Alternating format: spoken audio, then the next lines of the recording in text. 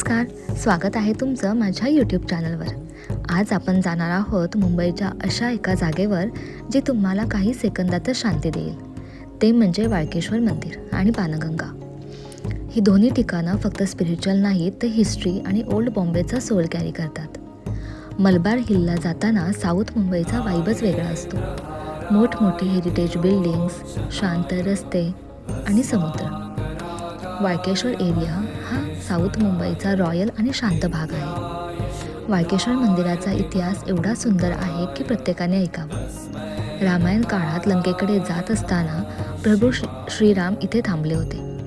पूजा करण्यासाठी शिवलिंगाची आवश्यकता होती, परंतु शिवलिंग उपलब्ध नसल्याने प्रभू श्रीरामांनी वाळूपासून शिवलिंग घडवून त्याची स्थापना केली.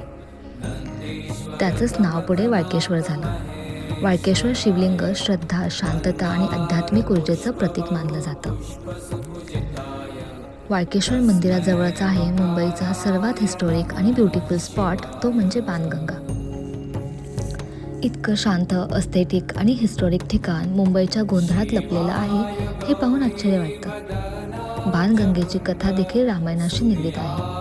असं म्हणतात की प्रभू श्रीराम यांनी इथे बाण मारून गंगा प्रकट केली, म्हणूनच या कुंडाला बाणगंगा असं म्हटलं जातं. हे ठिकाण जवळजवळ 900 वर्षांपासून अस्तित्वात आहे. इतकं प्राचीन असूनही जिवंत आणि ॲक्टिव्ह आहे. जर तुम्हाला शहराच्या गर्दीपासून दूर जाऊन स्वतःसोबत वेळ घालवायचा असेल तर बाणगंगापेक्षा चांगली जागा नाही. आजचा व्लॉग फक्त ट्रॅव्हल नव्हता, ही एक जर्नी होती मुंबईच्या इतिहासात, देवतांच्या कथांमध्ये आणि स्वतःच्या आतल्या शांततेकडे. वाळकेश्वर आणि बाणगंगा आपल्याला शिकवतात की शहर कितीही मॉडर्न झालं तरी स्पिरिच्युअलिटी आणि इतिहास नेहमीच आपल्यासोबत असतो. व्हिडिओ आवडला असेल तर लाईक, शेअर आणि सबस्क्राईब करायला विसरू नका.